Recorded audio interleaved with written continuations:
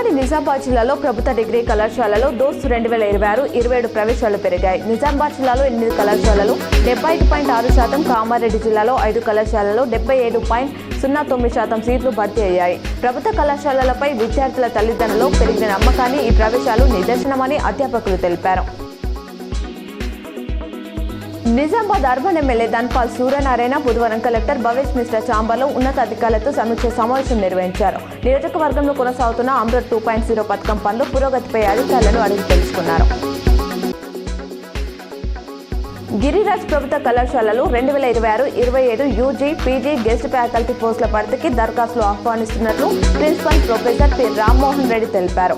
అర్హులైన అభ్యర్థులు ఆగస్టు 21 లోపు కళాశాలలో కార్యాలయంలో దరఖాస్తులు సమర్పించాలని, ఇంటర్వ్యూలు ఆగస్టు 22న నిర్వహించనున్నట్లు పేర్కొన్నారు.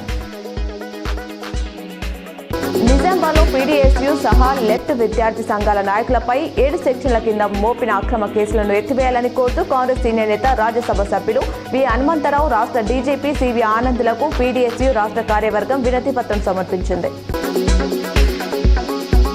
సీజనల్ వ్యాధులు, మాతా శిశు మరణాలు, క్షయ, జీవనశైలి వ్యాధులపై DMHO doctor B Rajashree Zoom ద్వారా సమీక్ష నిర్వహించారు. వ్యాధులు ప్రబలకుండా పరిసరాలు పరిశుభ్రత, నీటి నిల్వల తొలగింపు, యాంటీ లార్వల్ స్ప్రే, ఫాగింగ్ చేపట్టాలని ఆదేశించారు. ప్రభుత్వ జూనియర్ కళాశాలలో ఇకపై ఆధునిక సాంకేతిక పరిజ్ఞానంతో విద్యా బోధన జరుగుతుందని జిల్లా ఇంటర్ విద్యాధికారి రవికుమార్ అన్నారు. నిజామాబాద్ ప్రభుత్వ బాలికల జూనియర్ కళాశాలలో బుధవారం 3వ విడత అధ్యాపకుల ఓరియంటేషన్ శిక్షణ శిబిరం ముగింపు సందర్భంగా డిఐఈఓ మాట్లాడారు. కాంగ్రెస్ పార్టీకి కార్యకర్తల వెన్నెముక అని ప్రభుత్వ సలహాదారు మహమ్మద్ అలీ షబీర్ అన్నారు. నిజామాబాద్ ఉమ్మడి జిల్లా పొలిటికల్ అఫైర్ కమిటీ సమావేశంలో ఆయన మాట్లాడుతూ పార్టీని గ్రామ స్థాయి నుంచి జిల్లా స్థాయి వరకు మరింత పటిష్టంగా నిర్మించాల్సిన అవసరం ఉందన్నారు. పార్టీ బలోపేతం, ప్రజా సమస్యల పరిష్కారం, ప్రజల సంక్షేమమే మన లక్ష్యమని టీపీసీసీ అధ్యక్షుడు ఎమ్మెల్సీ పోమ మహేష్ కుమార్ గౌడ్ అన్నారు. బుధవారం జరిగిన నిజామాబాద్ ఉమ్మడి జిల్లా పొలిటికల్ అఫైర్ కమిటీ సమావేశం పార్టీ సంస్థాగత బలోపేతం, భవిష్యత్తు కార్యాచరణపై ఆయన నాయకులతో విస్తృతంగా చర్చించి మాట్లాడారు.